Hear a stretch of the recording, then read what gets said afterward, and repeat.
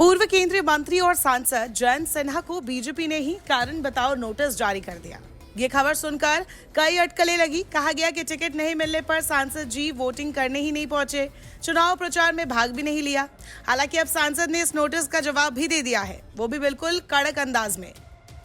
Hazaribagh seat से BJP के निवर्तमान सांसद जयंत सिन्हा ने 2 पन्नों की चिट्ठी सोशल मीडिया पर भी शेयर की है, जो उन्होंने बीजेपी के झारखंड महासचिव आदित्य साहू के खत के जवाब में लिखा है। इसमें उन्होंने लिखा कि वो पार्टी के लिए काम करते रहेंगे। साथ ही जयंत सिन्हा ने वोट नहीं करने के आरोपों पर कहा कि उन्होंने पोस्टल बैलेट से वोट किया था। जयंत सिन्हा ने हिंदी इंग्लिश दोनों में ही ये लेटर अपने ट्विटर यानी कि एक्स अकाउंट पर शेयर किए हैं। इसकी शुरुआत उन्होंने ऐसे की कि मुझे आपका पत्र प्राप्त करके आश्चर्य हुआ और ये जानकर बहुत हैरानी हुई कि आपने इसे मीडिया में भी जारी कर दिया। उन्होंने कहा कि व्यक्तिगत प्रतिबद्धताओं के कारण विदेश होने की वजह से उन्होंने डाक मतपत्र प्रक्रिया के जरिए मतदान किया।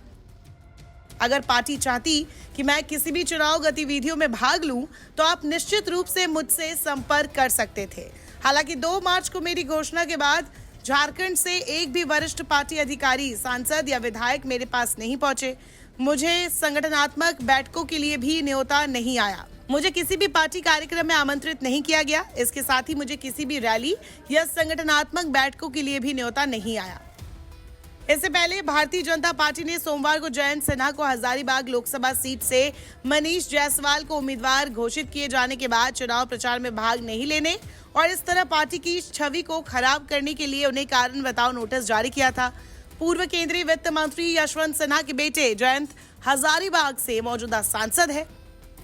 बीजेपी के प्रदेश महासचिव आदित्य साहू ने नोटिस में कहा था, जब से पार्टी ने मनीष सिन्हा को हजारीबाग लोकसभा सीट से उम्मीदवार घोषित किया है, तब से आप संगठनात्मक कार्यों और चुनाव प्रचार में कोई दिलचस्पी नहीं ले रहे हैं।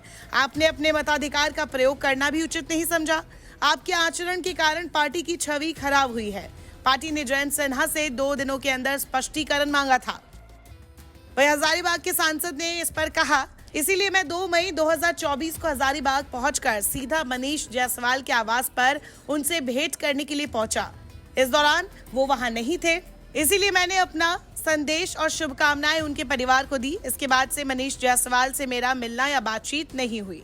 जयंत सिन्हा ने आगे कहा कि इसके बाद दिल्ली लौटकर लोकसभा अध्यक्ष को जानकारी देते हुए कुछ महत्वपूर्ण निजी कमिटमेंट की वजह से 10 मई 2024 को विदेश चला गया।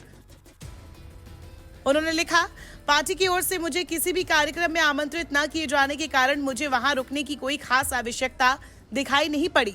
जाने से पहले मैंने पोस्टल बैलेट प्रक्रिया के माध्यम से अपना वोट दिया था, इसलिए आरोप लगाना गलत है कि मैंने अपने मतदान के कर्तव्य का पालन नहीं किया।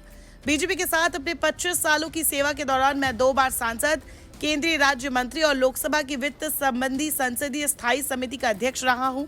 हजारीबाग में मेरे विकास और संगठनात्मक कार्यों की सराहना की गई है, जिसका सबसे बड़ा सबूत यह है कि 2014 और 2019 के चुनावों में मेरी रिकॉर्ड मतों से जीत हुई थी। जयंत सिन्हा ने लिखा, पिछले कई दशकों से मैंने पार्टी की कई महत्वपूर्ण और सार्थक राष्ट्रीय नीति संबंधी पहलों में सहायता की। इन पदों पर रहते हुए मेरे कार्यों की सभी ने प्रशंसा की। मुझे वित्त संबंधी संसदीय स्थायी समिति के उत्कृष्ट काम के लिए संसद महारन पुरस्कार से सम्मानित करने के साथ ही राष्ट्रपति की ओर से भी सम्मानित किया गया।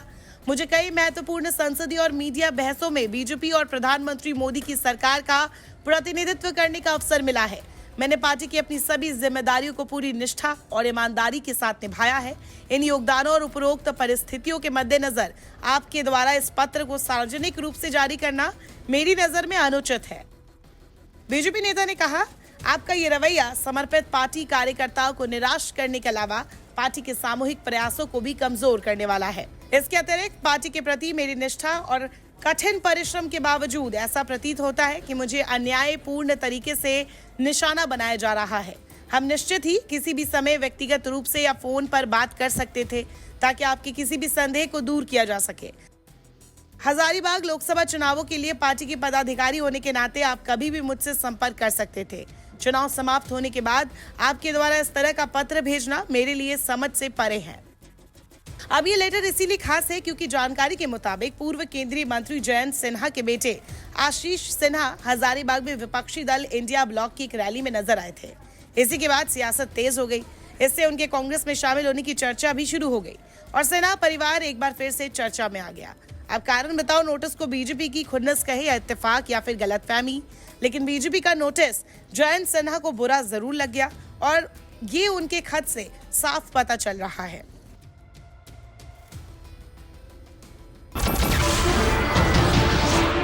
नमस्कार, मैं हूं मानक गुप्ता। अगर आपको हमारा ये वीडियो पसंद आया हो तो इसे लाइक और शेयर जरूर करें और हां, हमें सब्सक्राइब और फॉलो करना ना भूलें ताकि आप देश और दुनिया की कोई खबर मिस ना करें। तो जुड़े रहिए हमारे साथ और देखते रहिए न्यूज़ 24।